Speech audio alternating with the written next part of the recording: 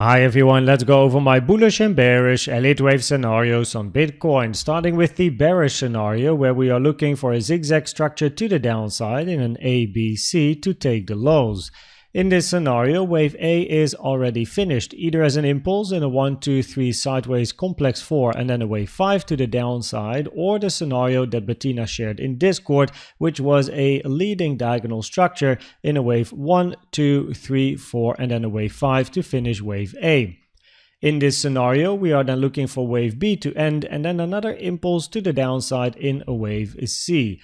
The common target area for your wave B is the 05 to the 886, 64.5k to 66.6k, taken from the start to the end of this wave A. You can see that price has hit the 0.5, so it has hit the target area for wave B. However, in time, this move is incredibly short compared to wave A. If we take a fib time from the start to the end of wave A and we double click here, then preferably waves end after the 0.382 when they are related to one another, which in this case B is to A, and the 0.382 is on the 2nd of May, and you can see that this high is made way before touching the 382, so therefore the probabilities are actually higher that this is not yet the end of wave B, and we can expect a continuation of this range, preferably to after the 382, before then a drop to the downside in this scenario. Now that means that locally we have to think of scenarios that can extend this wave B in time, and I have two on my chart here. The move from the low is then counted as a wave A, B and a wave C. Wave B touched the 0.382 Fibonacci taken from the low to the high of A, which is a common target for a wave B, uncommon target for a wave 2. So it does increase the probabilities a bit that this is a wave B and not a wave 2. For then a wave C to the upside, 1, 2, 3, 4, 5. And in this case then, instead of this being the end of the bigger blue B and we look for a big C to the downside, we are then labeling this as a wave A or a wave W to then extend this range in either a wave WX and then a wave Y, or a wave A, B and then a wave C, which is an expanding flat. So for the expanding flat, the common target area for your wave B is between the 1.236 and the 1.38 taken from the low to the high of A, giving you a target area between 61 and 60.6k. And most commonly, the structure inside a wave B is a zigzag in a 535, and then we want to see an impulsive structure to the upside to take the high of A. In a WXY scenario, we then have W as a zigzag, X can be any corrective structure but also is commonly a zigzag move, and then eventually we get wave Y, which can be a zigzag, a flat or a triangle depending on how deep this wave X goes. So the common target area of this wave X is the 0.5 to the 0.886 taken from the low to the high of this wave W, giving you a target area between 63.2k and 62k. And we do have some additional support in this area as well. We have the blue box here in confluence with the 786 between 62.2k and 62.4k. Now we also already now tested this resistance area here, gave a little bit of a reaction, but then we moved above, moved below, and then retested this area once again for now a little local move to the downside. So as this one has been tested, can remove this one now from the chart. And we do have some resistance a little bit higher here, the blue box 65.2k to 65.8k. So in this scenario, we then want to see price continuing this range, preferably still extending this wave B to after the 0.382 fib time on the 2nd of May. The bullish scenario on the 1 hour chart is that the low here is in and we are looking for an impulsive structure to the upside in a wave 1, 2 and eventually a wave 3 to the upside. Now the common target for your wave 2 is the green box here taken from the low to the high of this wave 1, giving you a target area between 62.5k and 61.2k, and preferably your wave 2 here is already finished in a double combo double zigzag to the downside, a wave A, B, C and a wave W, complex structure in a wave X, and then another ABC to the downside in your wave Y, and therefore finishing wave 2. Price also hit the 0.618, a target for wave Y, taken from the high to the low of W to the end of wave X, which is nice to see. And in this scenario, we are then looking for bullish continuation to the upside. So therefore, if we go to the 15-minute chart, we want to count one of three scenarios, either an impulse, a diagonal, or a double 1-2. So let's go over these one by one shortly. With an impulse, we want to see a wave 1, 2, 3, 4, and eventually a wave 5.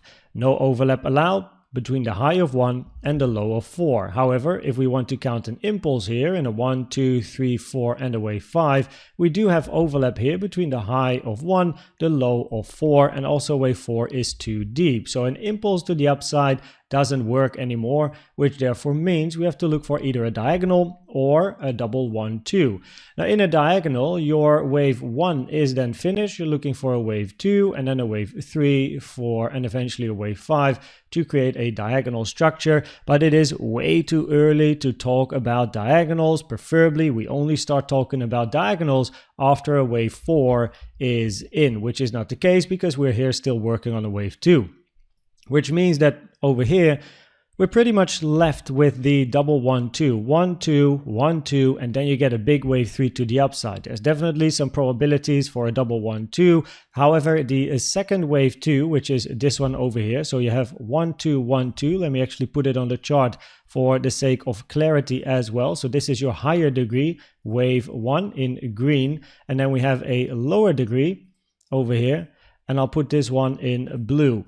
Now the lower degree, blue count here, is a subdegree of the bigger wave 3. So therefore, preferably, it's shorter and smaller in time and price, right? So your higher degree, wave 1, 2, 3, 4, 5, preferably is bigger. However, this second wave 1 in blue is longer in price and also longer in time compared to your first wave 1. And you can see it's longer in price because of the 1-to-1 trend-based fib extension from the low to the high of 1 to the low of 2. And if I take a fib time from the low to the high of 1 to the low of 2, then you can also see that this move to the upside ended after the 1-to-1 fib time, which therefore means this blue wave 1 is also longer in time as well as then longer in price, which is not really preferred. It's not an invalidation. The invalidation for a double 1-2 is price taking this low at 62.5k. So as long as that low isn't taken, there are probabilities for a double 1-2, and then we want to see a very big wave 3 to the upside, right?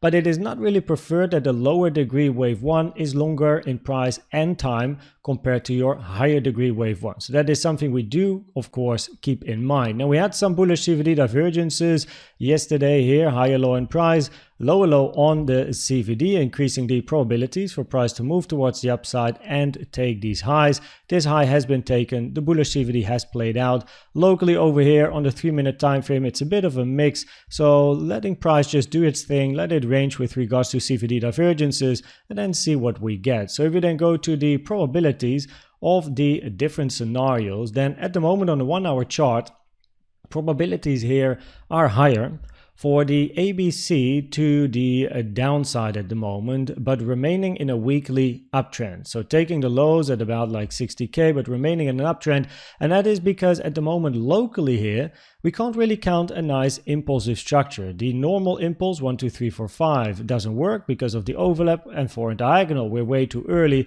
So the only alternative is a double 1-2, 1-2, 1-2, even though your second wave 1 is longer in price and time compared to your first wave 1, which isn't really preferred. So that does impact the probabilities, but on a close second, we do have the bullish scenario where we are then looking for a 1-2, 1-2 and continuation to the upside, right? So that one is on the number 2 spot over here.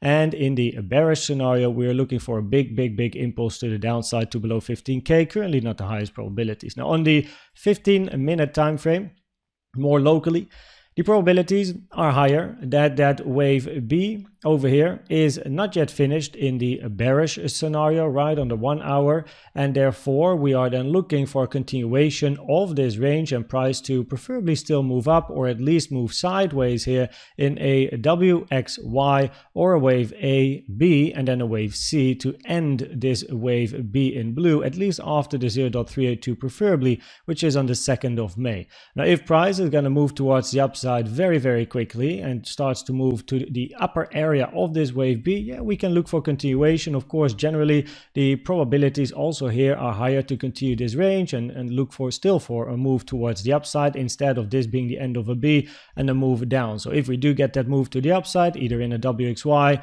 ABC, or a 1-to-1 and we fly, we'll take it from there, right? So that being said, I hope that this video was helpful or valuable to you. Please check out the most recent educational video I've made about the best trading indicator you can use in my opinion, which is the CVD. And for now, thanks for watching and subscribing, and I'd like to see you at the next one. Bye bye.